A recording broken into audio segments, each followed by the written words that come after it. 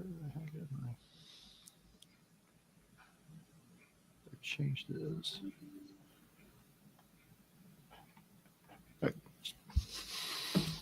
Okay, and welcome, Hoosier fans, to another episode of Doing the Work, the first show on the Back Home Network dedicated to covering IU women's basketball. Today is our 141st episode, recorded on the evening of Sunday, January 5th, 2025.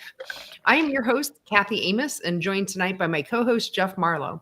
And today we will be discussing your Indiana Hoosiers loss yesterday to the number one UCLA Bruins, 73-62.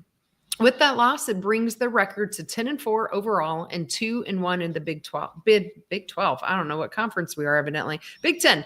We're in the Big 10. We're 2-1 in the conference. So, and this was really a game where overall, if you take one quarter out, we played UCLA pretty much even the entire game for 3 of the 4 quarters. It was really that second quarter that did us in, which I'm sure Jeff and I will talk more about.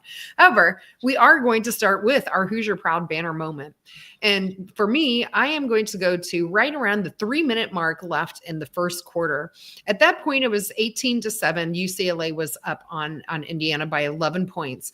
And, at that point, it was not looking real great for us, but, a testament to our women and our Hoosiers and how they never really quit, because Lily makes the layup. And then we go on and defensive end, we make a defensive stop, getting a defensive rebound. That led to a fast break and a 3 by Yarden, cutting the lead now to 18-12. Right after that, Sydney gets a steal, and then she gets fouled on the other end. And then another foul after that puts Shea Chusky on the line, where she hits both her free throws, and we're now on a 7-0 IU run and made it 18-14. But we weren't finished there. We went down, we started playing some zone, and our 2-3 zone led to a UCLA missed shot and a defensive rebound for us again. And then on the other end, Sydney went down and hit a long 2, making it 18-6. And then Kiki Rice Lexi blocked Kiki Rice, who turned around and fouled her. And that is how we ended the quarter on a 9-0 run to be down 18-16 at the end of that quarter. And I picked that again for our banner moment because I thought that it showed a lot of toughness from our women, where they were really having a lot of trouble with the ball movement, not the ball movement, but, trying to keep up with UCLA and their athleticism, but they never quit. And it really showed to me in that Hoosier Proud banner moment, where we really just weren't going to see any of our team rolling over, even though we were on down by 11. So our Hoosier Proud banner moment today, as always, is brought to you by Home Field Apparel, the presenting sponsor of the Back Home Network, who includes Assembly Call, Crimson Cast, X's and Joe's, and the Dribble Drive. Home Field is constantly releasing new schools or updating their product for schools in their existing line, so you're bound to find something for you or anyone in your life that loves great collegiate gear. Not only do you get great quality apparel, but you are supporting an Indiana-based business that has its roots in the Kelley School of Business. So go to homefieldapparel.com and use our promo code HOME23 to get 15% off your entire first order. Again, the promo code is HOME23 for 15% off, and the website is homefieldapparel.com. Wear one for the team.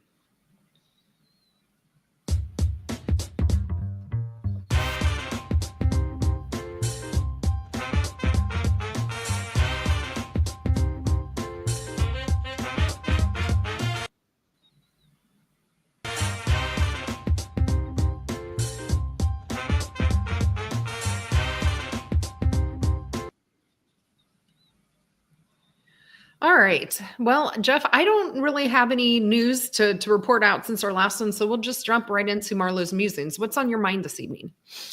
Well, not a whole lot, really, Kathy. I thought the game yesterday was one that the women played it wasn't great, no, but their effort was there, and they didn't just roll over for them. They fought tooth and nail. I just felt like, I'll get into this a little bit more as we get into the kind of the game action, but it just was one of those, you felt like they were just one more play away and just couldn't quite get that play to, really kind of get you over the hump. And I know that game was intended to be a 9 to 10 point game at minimum, but just as that's. Oh, and we just lost Jeff. So we'll see what Jeff has to say. Hopefully he'll be able to rejoin us here in a second. But I'll continue on by myself as we can. So I think what Jeff was kind of getting to was really talking about how our women, were expected not to win this game. And we ended up losing only by 11. We'll really get into it. But Jeff is back. So we'll let him finish his musings that he was going on. Yeah, I was just getting ready to say, I don't know what happened. StreamYard's different here tonight. I was struggling with to find the music. They've changed the format here a little bit. I was like trying to at the beginning. So my apologies on the music at the beginning. Yeah, I was finishing up. It's just that those are one of those things that happen. You when you're trying to make a run, you got to find that point that kind of gets you to the tip of it, so you can kind of go on that downhill part of it. So again, I want to save some up before we get into some of the game action. So I don't have much more on them in my musings. All right. Well, let's just go right into it then, and we'll start talking about some pivotal plays. So, Jeff, I mentioned the 9-0 run that Indiana went on to end the first quarter. That was after UCLA kind of went on a 9-0 run before that, over 2.5 minutes, that forced IU to take a timeout and made it 13-4. And then Chloe Moore McNeil came out with a big three after that timeout, but then we had a turnover that led to a UCLA layup. And then UCLA started pressing us, and it seemed like we weren't really ready for it. No one came down and helped get Chloe. Chloe was really getting hounded down there. No one really came down. We had to take a second timeout. And I thought those were a couple of pivotal plays in that run, because we ended up calling 2 timeouts then before we went on our own 9-0 run. So those were a couple of things I picked out in the first quarter. But how about you? Any pivotal plays? It doesn't have to be the first quarter, obviously, but any pivotal plays you want to talk through? Mine's all in the second quarter, and it's just the nature of it. The game's in the second quarter. I mean, it's easy to look back at it and say that, but I felt it watching it, that at the end of the day, the second quarter was going to just be a big part of it, because it took us forever to score. I think it was 8 minutes before we actually got a point.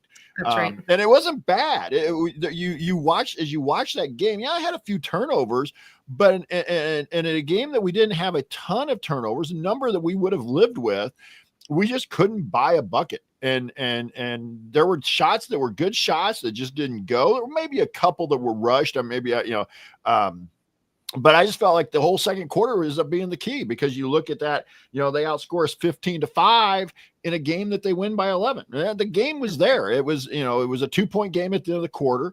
Now you're down 12 at the end of at the end of the half. And so for me, it all came down to the second quarter. UCLA was able to be just, efficient enough. If you look at some of their numbers in the second quarter, they didn't play great. They just happened to be a little bit better than we were. And so for me, it really came to the pivotal plays were just kind of the whole second quarter as a whole. They made just enough plays to stretch the lead because we couldn't make buckets.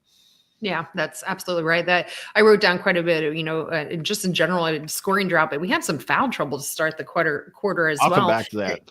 Yeah, so we will talk about, I think, some of the referee calling and the fouls that we had to. Some were questionable calls, I think so, but some of them were genuine calls as well. But I thought turnovers really hurt us in that second quarter. I wrote down, we started out 0-5 with 6 turnovers in the first 7 minutes. And then to exasperate it, Yarden steps up to the line. I'm thinking, all right, here we go. Maybe this will spurt us. She misses her first free throw. That was her first miss of the year, Jeff. So she ended up missing actually 2 free throws in that game, but she was perfect from the line going into this game tonight. And it just seemed to me representative of how that second quarter went. And like you mentioned, we didn't make our first field goal until the 2:06 minute left with a jumper by Striplin. So overall, I thought the kind of, it was just this confluence of different things in that second quarter that really led to, I couldn't even tell you when the last time we ever scored only 5 points in a quarter, but it was a scoring drought. Shots, like you mentioned, just weren't going down, foul trouble, and the turnovers. So, on a positive side in the second quarter, I did write this down. I wanted to mention it. I thought Jules came in that second quarter when, Sydney was really in particular getting into some foul trouble. And I thought she made some really nice hustle plays in that second quarter. She had 2 offensive rebounds, and she ended up taking a charge in that second quarter. So those are some of the things I kind of wrote down from that quarter as well. How about the rest of the game? Was there anything you wanted to talk about in terms of specific plays that you had in the third or the fourth quarter? Again, I wasn't watching. Again, I didn't get to see a ton of the second half, but I went back and watched a little bit. I'm just kind of getting away from specific plays. I felt like the officiating, I'm not going to blame the officials. I think players have to adjust, but it took away the flow of the game. When you look at both teams had over 20 fouls called. There were 22 fouls called on UCLA, 24 on Indiana. So that's 46 fouls. And that just took away the flow. And you talk about the turnovers in the second quarter. Half of them had to be at least on moving screens and or some type of offensive foul. So again, I guess I'm not going to throw the refs under the bus because again, that sounds like somebody who's making an excuse when you lose. But the officiating as a whole wasn't consistent from the standpoint of I didn't think they allowed either team really to get into a flow of the game. I thought UCLA got away a little more. I thought they looked like the team that was considered to be the number one team or the top flight team. And Betts, for example, got away a little bit more in the post than, it was like watching a little bit of like watching Cardozo last year that was able to get away a little bit more in the post with South Carolina than even Mac was or anybody who was trying to guard her. So I just thought the fouls took away from the flow of the game. But the other thing here is if we just shoot even close to from beyond the arc what we're capable, this is a game that's going to the wire. We were 4 for 21 for the game. If you hit 8 for 21, you're shooting roughly 35%, but it's a tie game. Or it's going to the wire. So we also got to think about things that we just, again, kind of like I was talking about in my musings.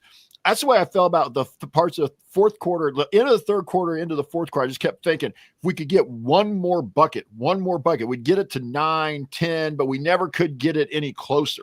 And that was where I really felt like if they could have got it to 7, 8, then everything would have kind of flowed downhill after that because the crowd was waiting. You could sense, you could get the sense the crowd was waiting to really erupt at that point. Kind of like they did in the first quarter, but they just never could get that next bucket. They never could get that next layup, whatever it may be. And so those were kind of the things for the second half is just, they played even. You look at the scoring in the second half, Indiana won the second half by 1. So it was an even game. You went toe to toe with the number one team in the country, except for one quarter. And that's, you figure out a way to do that a little better come Big Ten tournament. Maybe you're in a dogfight to win against a top quality team. Yeah, absolutely. Yeah. To address the refereeing as well. I agree, Jeff. I mean, if you look at just total number of fouls, it was fairly even. I think where it really became apparent to me, it was a little one-sided was to your point.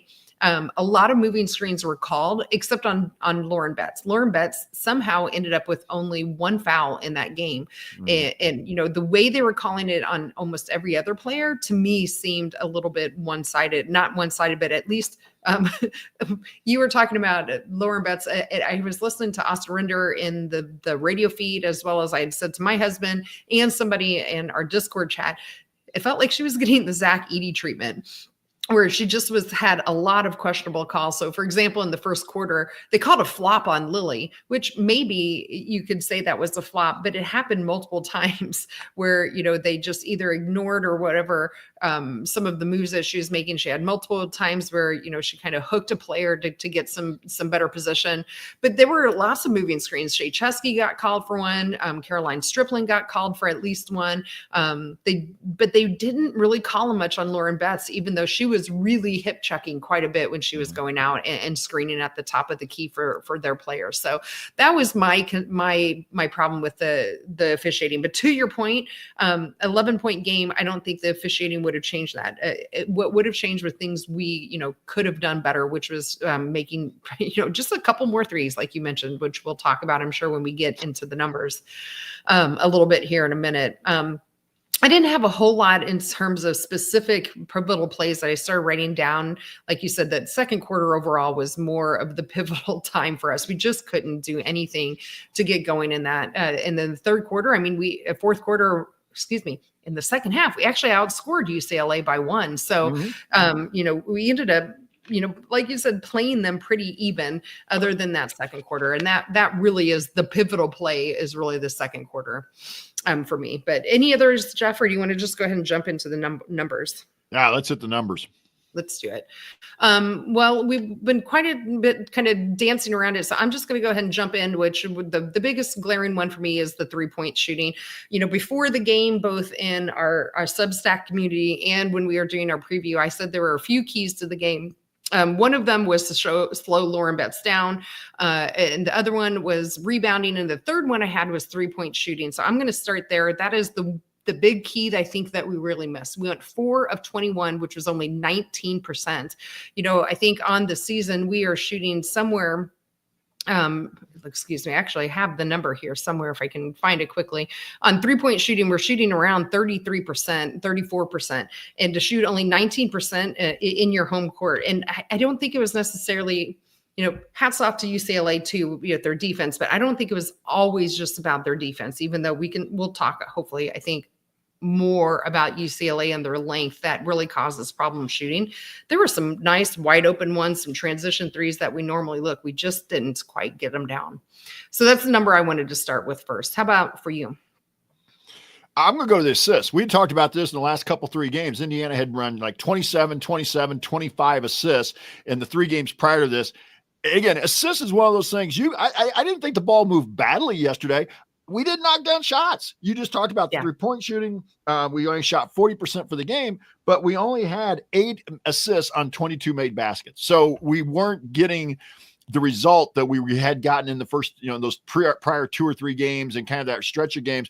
But I didn't think UCLA necessarily did. I thought length is a good point, Kathy. They did bother a little bit with length, but we got open shots. We just didn't knock them down, and that takes away some of your assist value because you're not knocking down shots off good passes or off good feeds or off good rotation. So I'm going to go there on the assist number, whereas UCLA had 19 out of their 28 buckets. Yeah, absolutely. Back to the shooting, Jeff, one thing that was really interesting to me is, both for Caroline Strickland and especially for Lily Meister, I think when they were getting the ball kind of at the top of the key there, they were being, Lauren Betts in particular, but all of their defensive post players were really sagging off of our centers there. I think that, Lily has shown she's not doing it in volume, but she has shown she can make 3-pointers and make those longer shots. And Caroline definitely has shown she can make longer 2s. But they didn't take them. Like, they literally didn't take them. And there was at least twice where Lily then ended up turning around and throwing the ball away for a turnover instead of just taking that shot. What do you think, from your coaching experience, what do you think made them so timid for taking those wide open shots that UCLA were leaving them with? Well, I hate to speak for the coaching staff, but I just get a feeling that that's not something they've really encouraged yet for Lily. It's not something we saw Mac do a ton of, even though Mac probably shot more at this stage than Lily did. It wasn't like Mac was firing up 6, 7, jump shots or threes a game. But I think I was kind of looking, especially the first half, I was kind of yelling at the screen at, Lily, shoot it, even if you miss it. Sometimes it just draws that defender a little bit farther, just because if you're willing to shoot it, they got to challenge it a little bit. But I'm with you. I'd like to see Lily shoot that shot a little bit more often and gain some confidence in it, because I think that would help open up the block a little bit for her as well. The other number I was going to come back to was, we talked about this in the preview after the Wisconsin game. UCLA was plus 20 for the season, plus 20 in rebound margin. They only out-rebounded Indiana by 9. It was 40 to 31. Going into the game, I could have lived with that. Would I like it to be closer? Heck yeah. But if you would have told me at the end of the game that we were going to be minus 9 and shot, and again, if we shoot normal, if we shoot anywhere close to our normal, let's say, even like I gave the example, if you make 4 more threes, that takes away that's 4 rebounds possibly they'll get. So your rebound margin is also affected by how many shots you're missing. Mm-hmm. As well, compared to the other team. So the one thing, again, kind of goes back there, though, 12 offensive rebounds for UCLA. So we knew rebounding was going to be a key going in, and it proved to be that way a little bit. Second chance points, though, didn't show that. 8-6 for UCLA in second chance points, but they did outscore us. As you mentioned, Lauren Betts, we talked about her in the preview. She ended up with 25 and 12, and they outscored Indiana 40 to 28 in the paint. Yeah, absolutely. We agree with that. The other number I wanted to talk about was turnovers.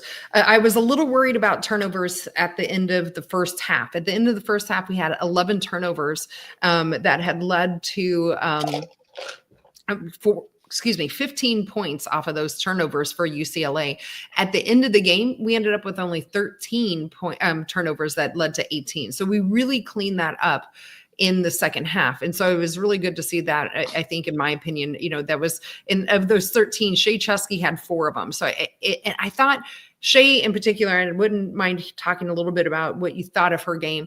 I thought there was a tale of two halves for Shea Chesky. Most of those turnovers, if not all 4 of those, came in the first half. And I think I texted you and another one of our friends that we're in a text chain with about this.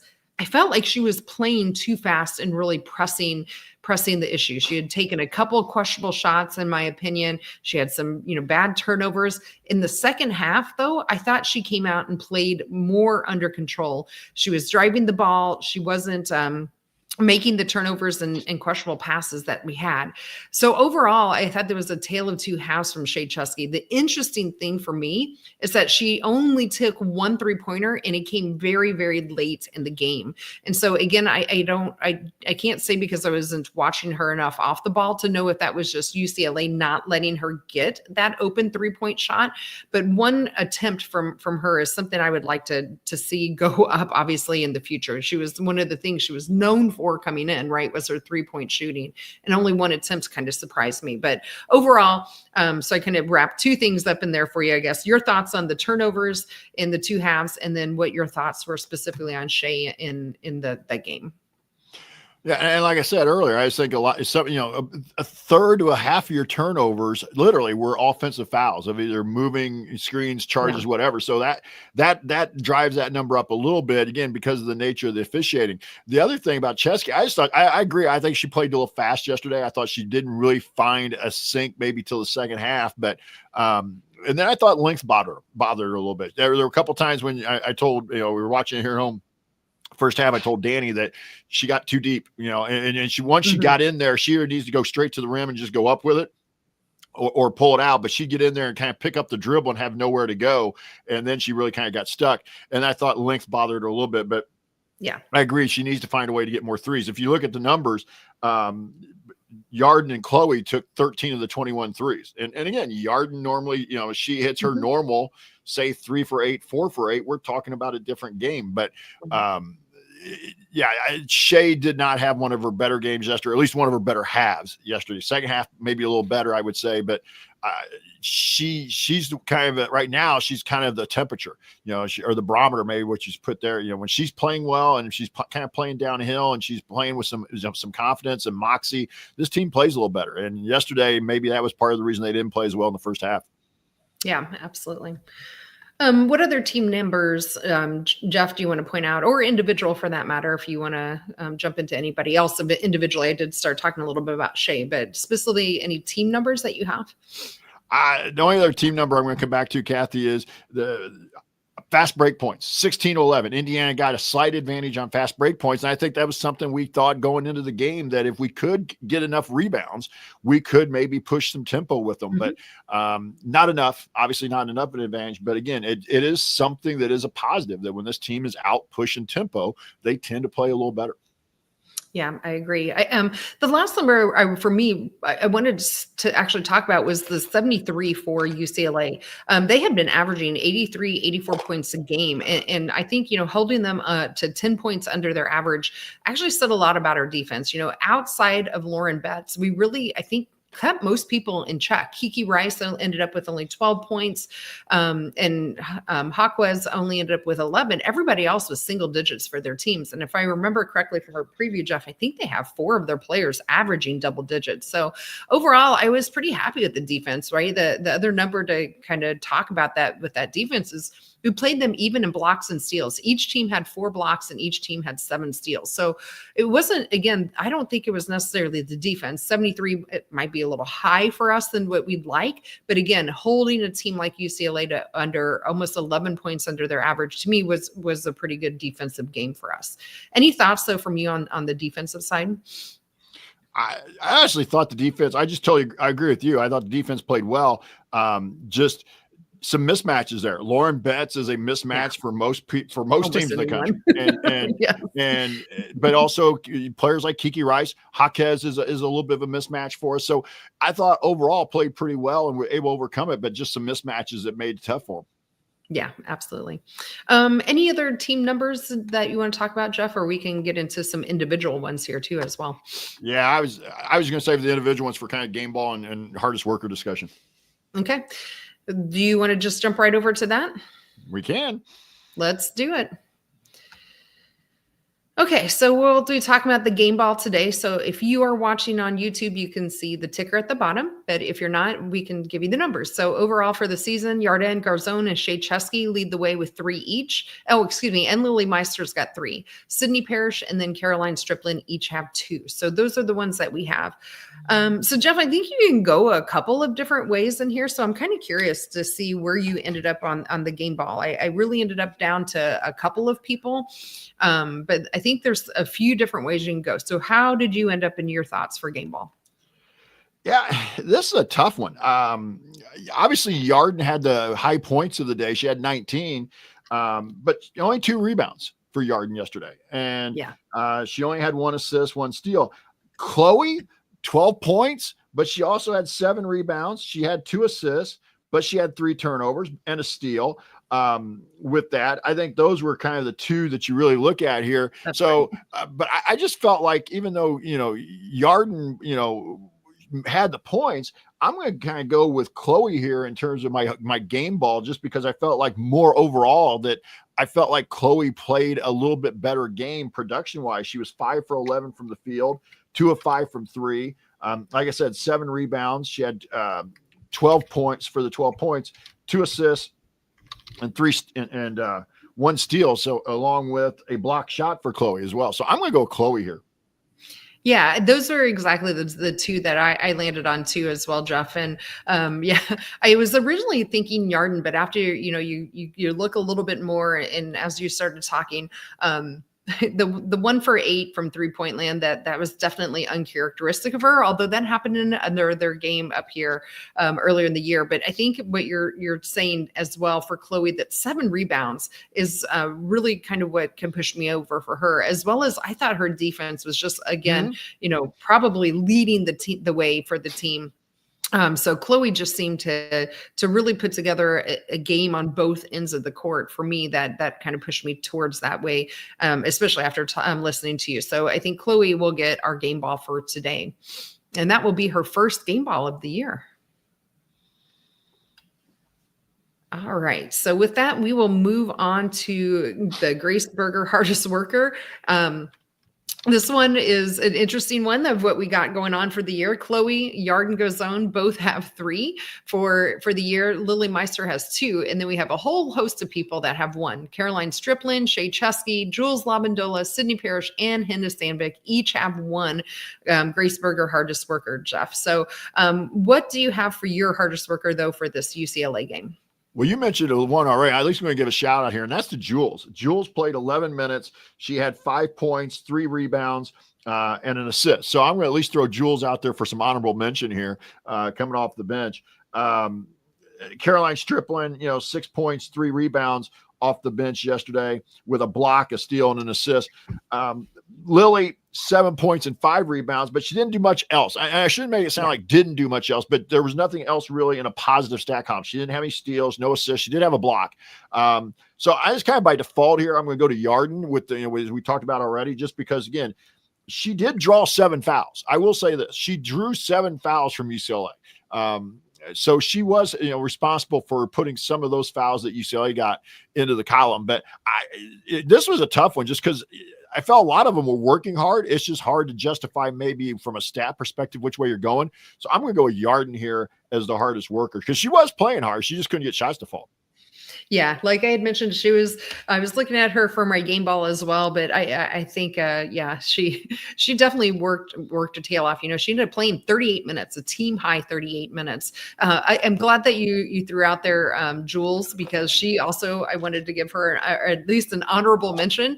I mentioned the couple, she took a charge and she had some offensive rebounds that were great. She actually ended up throwing a defense rebounds, assists. 5 points, all of that, what you mentioned, and only played 11 minutes. I'd like to have seen actually a little bit more minutes for Jules, because I thought that she was really playing within herself and within this game as big as it was in terms of spotlight. But overall, I agree. Yarden just really had an off night from the 3-point land, but overall, she put on a good game for us. So we will give our Grace Berger Hardest Worker Award to Yarden, which now makes that her 4th Hardest Worker Award for the year.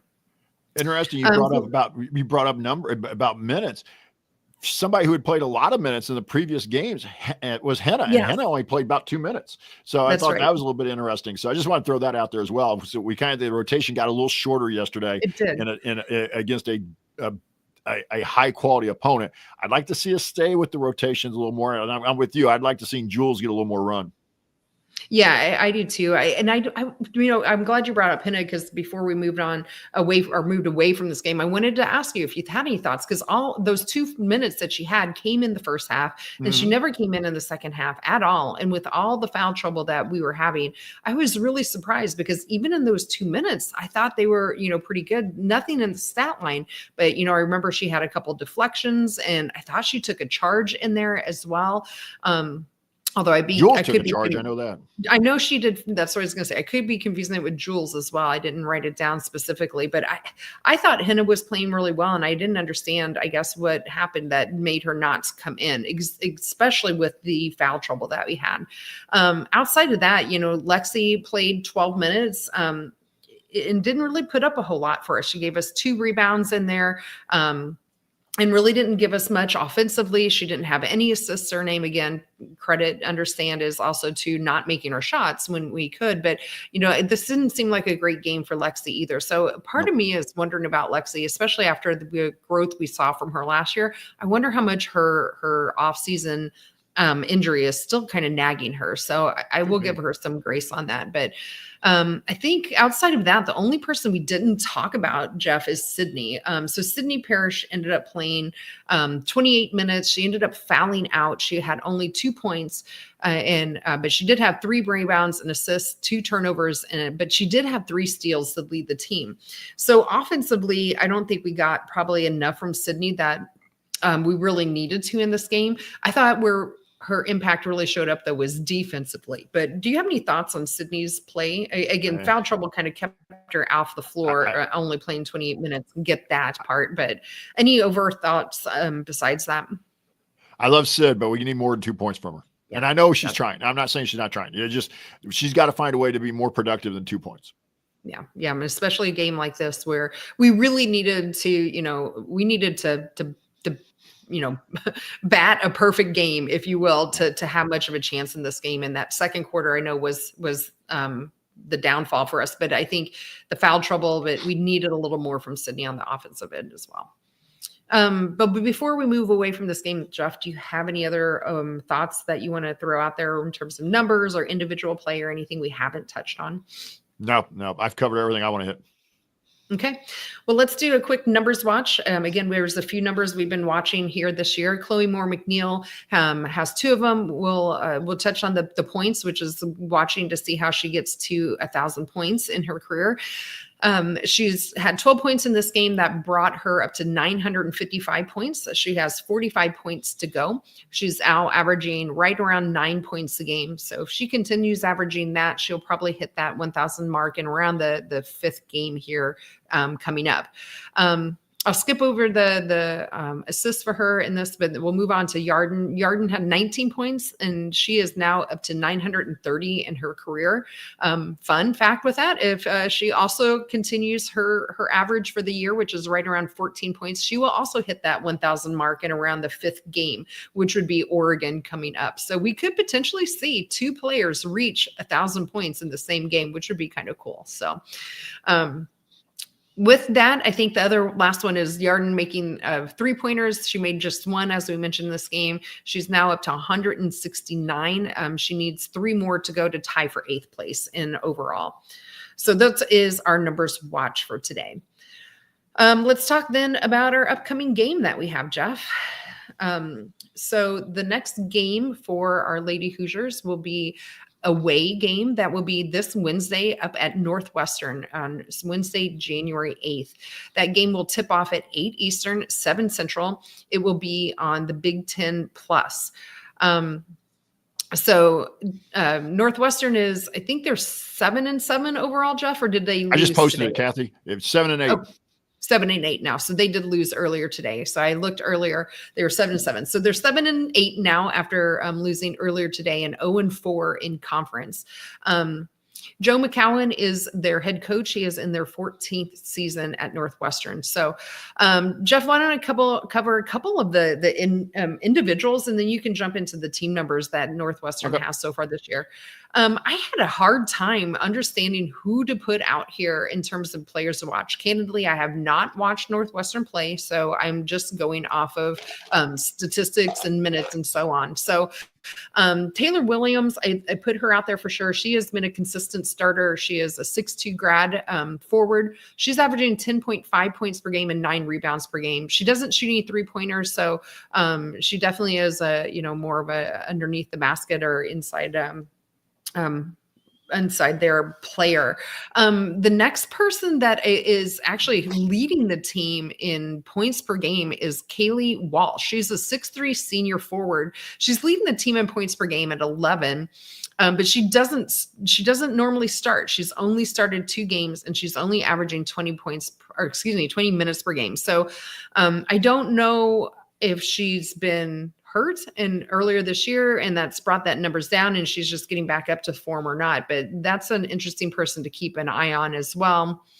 In terms of most minutes, it's Casey Harder. She's a 5'11" sophomore guard. She averages the most minutes at 35 minutes per game, but only averaging 7.7 points per game. And then Grace Sullivan is another person that starts averaging 10.5 points per game. And then Melanie Delaney doesn't start, but she is averaging 10.7 points per game, which is second on the team. So that was what was interesting to me, Jeff. Like 2 of their top 2 scorers, at least on average, Kaylee Walsh and Melanie Daly, they're not consistent starters. At least they haven't been so far, unless, again, like I mentioned, Kaylee started 2 games. Melanie hasn't started any. So it's just interesting to me that their top 2 scorers per game, at least on average, have only started 2 games between the 2 of them. So I think this will be an interesting to watch. I think Taylor Williams is probably the key to them. But I candidly don't know enough about them to get into the individual, but we can talk about them as a team. So why don't you hit some of that? Yeah, I mean, this is a team that's struggling, and it's interesting because just a few years ago, this was a team that was a mid to upper level Big Ten team. They were a team that was fighting to be in the top third of the league, and a very good program, and that's really kind of fallen off the rails here over the last 3, maybe 4 years. As you said, 7-8 overall, 0-4 in the league. They only average 67 points a game, which puts them at 135th. Indiana's averaging 72.1. So you look at that, Indiana's 72nd, but defensively, Northwestern gives up 70 points a game. That's 271st, which is not the good way to be. Indiana's only given up 61.9. They rank 157th in tempo. From that, so again, they're not necessarily a walk it up team, but they're not going to look to be, fast. They're shooting 43% from the field, which puts them at 89th in the country. Their effective field goal percentage of 46% puts them at 155th though. So they're not a very efficient offense from that standpoint. And they don't shoot the 3 very well. They shoot 27% from beyond the arc, which puts them at 286th. From their rebounding margin, they're a negative 0.9. So they're basically finding a way to be even on the glass from there, and then they have a minus 2.5 turnovers. So they're turned over about 2 to 3 times more per game than their opponent.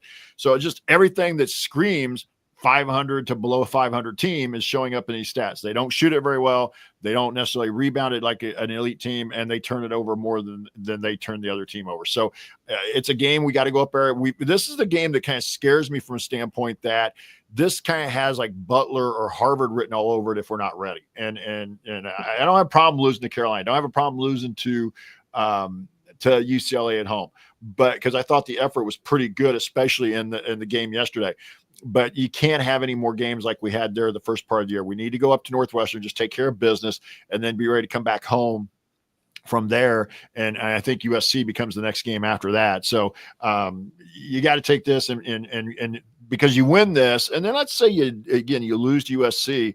No shame in that, because again, you're talking a top 10, top 5 team by the time they get here, but you stay above 500 in the league. And right now, I think that's where you got to stay. You got to keep trying to, you're going to chase a little bit. And I don't think we're winning the league. I don't think we're sharing anything, but as long as you can stay above 500, you're getting in the tournament.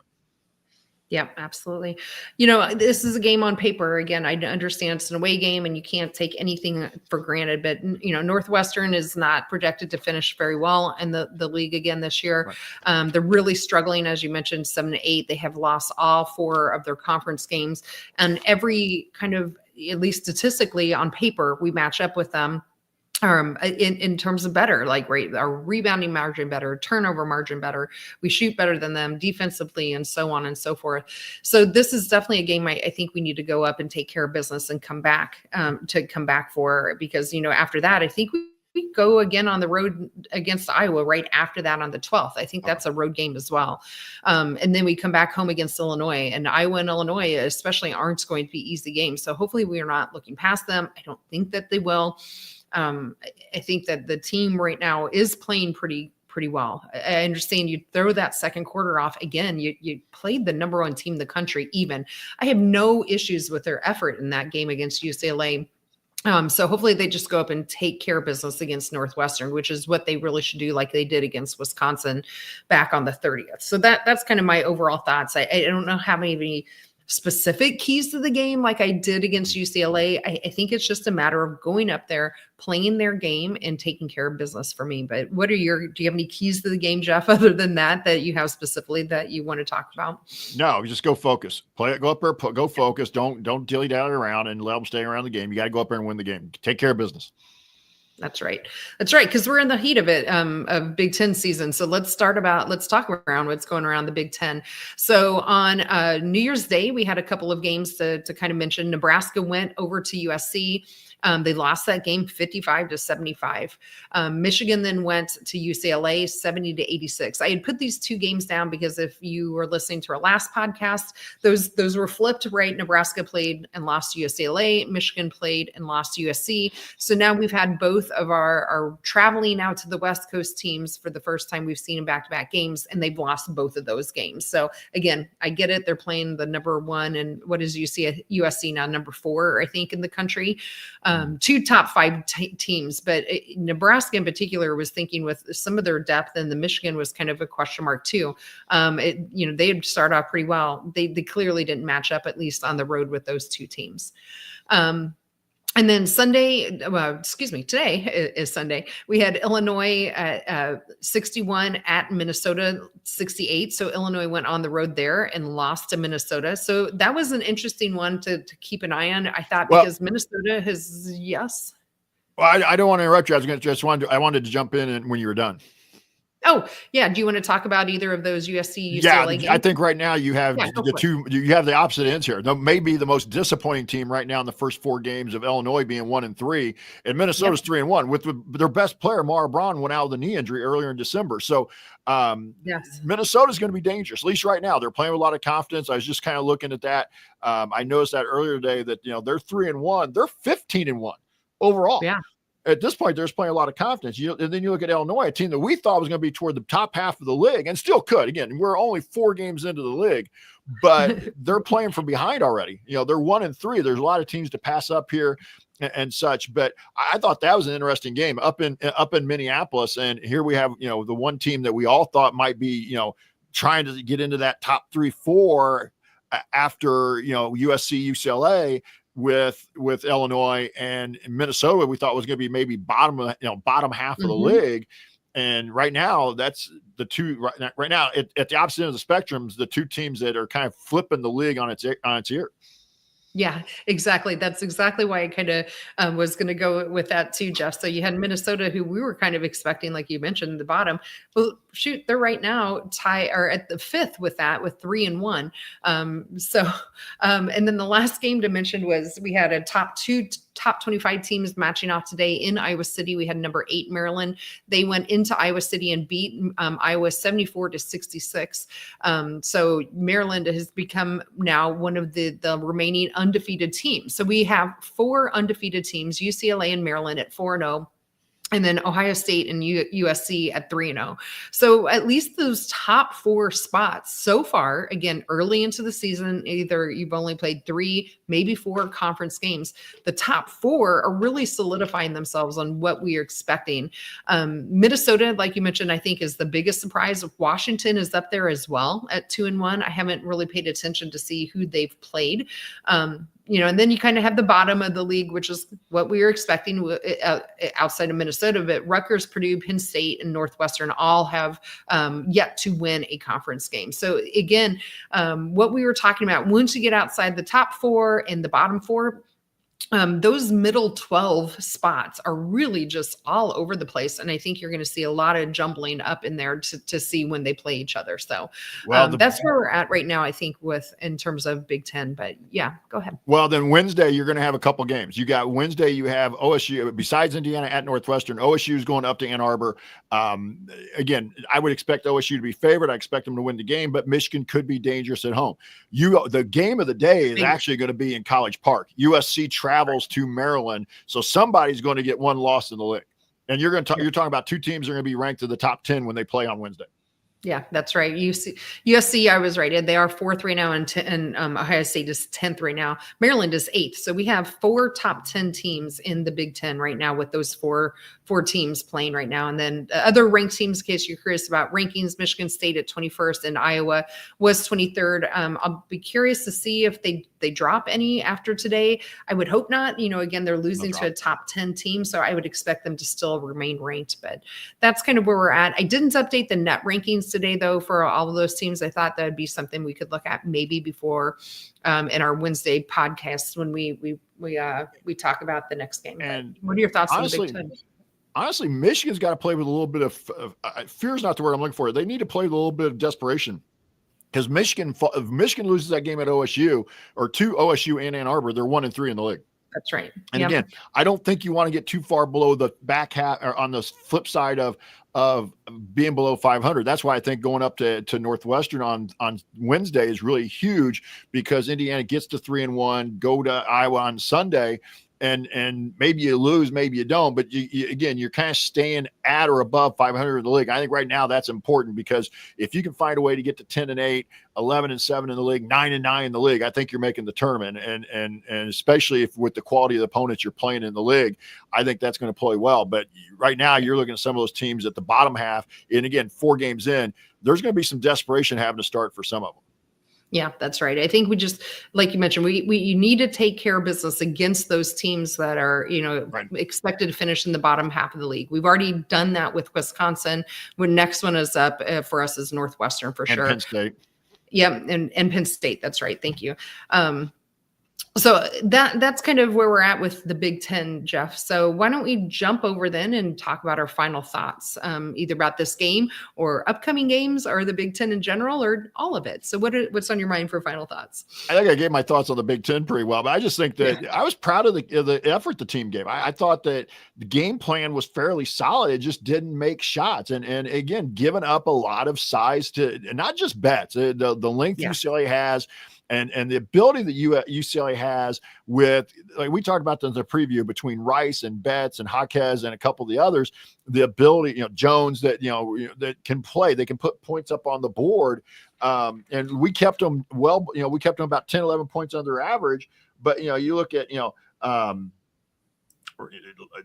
they only had 3 players in double figures, so we did a nice job. We just didn't hit enough shots. But I was pretty proud of the effort the program was given yesterday.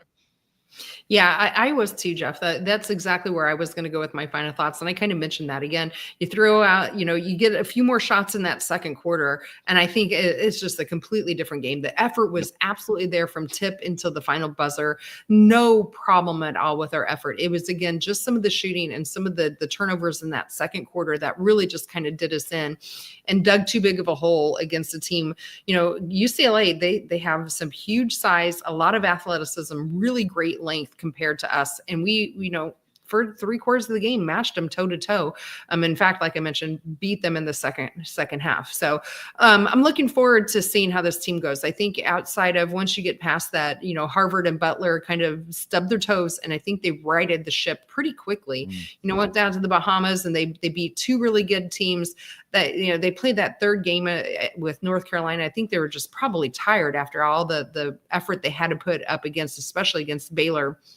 And North Carolina is a fantastic team on top of it too, just really strong defensively. So I think that the effort and righting of the ship has come. We got Sydney back now as well, and Yarden's injury that happened at the end of the last game seemed to at least her ankle be okay enough that she played 38 minutes. So overall, I think we're pretty healthy. I'm excited. Hopefully Northwestern we can go a little deeper again on the bench, and we can get some rest for some of our starters so that when we go into Iowa City on Sunday, and what's going to be a very loud and very raucous crowd again, that we'll be able to kind of hopefully at least try to go toe to toe with them as well.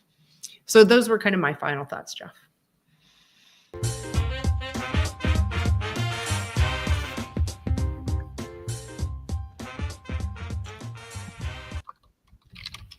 All right. So up next for us, I kind of mentioned it earlier, but Jeff and I will be back on Wednesday, January 8th, and we will be going live immediately after the Northwestern game. So our schedules are finally lining up with each other and the games this time. So we will be doing a live post-game show on Wednesday, January 8th after that game. As a reminder, that game tips off at 8 Eastern, 7 Central. So it will probably be around 2 hours after that.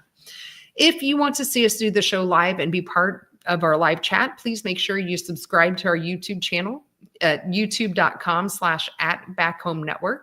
You can be part of our private community as well. So you can find out more about that at assemblycall.substack.com. A special thanks to John Ringer of rigsdesign.com for designing all of our logos. A big thank you to Bob Thompson for our music that you heard throughout the broadcast. And most of all, thank you all for listening. We will be back with you in a couple of days to talk IU hoops again. But until then, keep your elbow in and your eyes on the rim, and let's go Hoosiers.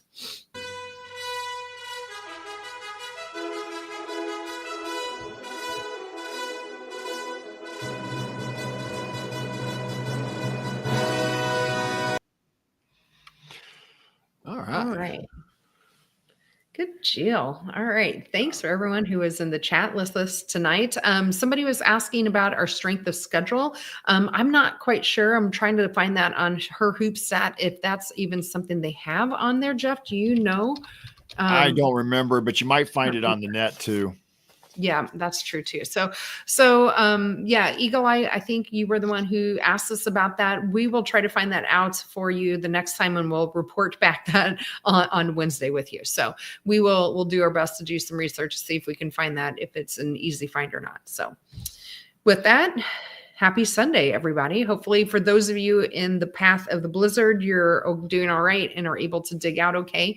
And for all of the rest of us in kind of the Midwest, at least staying warm. I don't know about you, check local listings here in Iowa. It is pretty darn cold right now. Everybody have a good evening. Anything else, Jeff? Have a great evening. Great. Yeah. Have a good week. Yes. Talk to you in 3 days. See you, everybody. Good night.